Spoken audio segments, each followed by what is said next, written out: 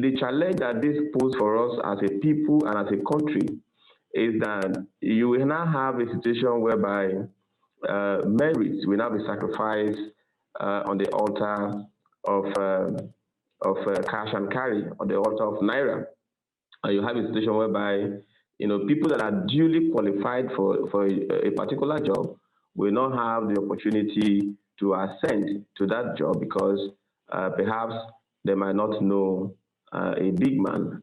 The defect of corruption in securing jobs in Nigeria is the reason why Nigeria is still underdeveloped and Nigeria is still not having, the right policy execution. We might have the right policy documents, but policy documents without accurate execution matters, will amount to nothing. And so for us, I think the effect is very, very clear to us. It's glaring, it's staring at us on a daily basis because the basic infrastructure that the country deserves to run or requires to run is not available. The right persons are not being picked for those jobs. So what happened then is that the wrong people are in the system. So and the same way they came in, they also try to get their money back also by collecting money from people also to employ them when they come to that position. So we discover that the wrong people are being employed, to handle our institutions. So, and that is why you are seeing decay in our systems.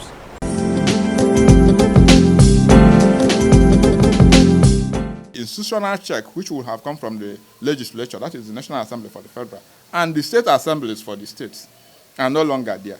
So why nations fail is when you have extractive elitist tendency like we have seen in Nigeria. You are talking of employment, but there are those who are more or less employed one way or the other, or what we call now placement from loose ends. And EFCC and ICPC, like the immigration tragedy we talked about, they didn't go there because it affected men in high places. So when you have such a lopsided society like we are into now, where everybody is on his own, security has collapsed, you cannot think of any institution that is working, then there's a big problem. But right now, to get federal government work, my brother, hence you don't have that long ahead there, you will not succeed.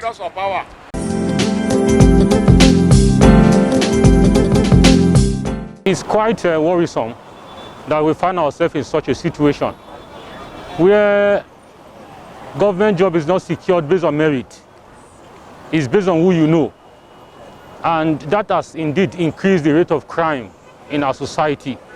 You see, people no longer have confidence in the government as a result of that. Because regardless of your grade, your qualification, your ability, what you are able to offer, that it doesn't really count if you don't know anybody in government.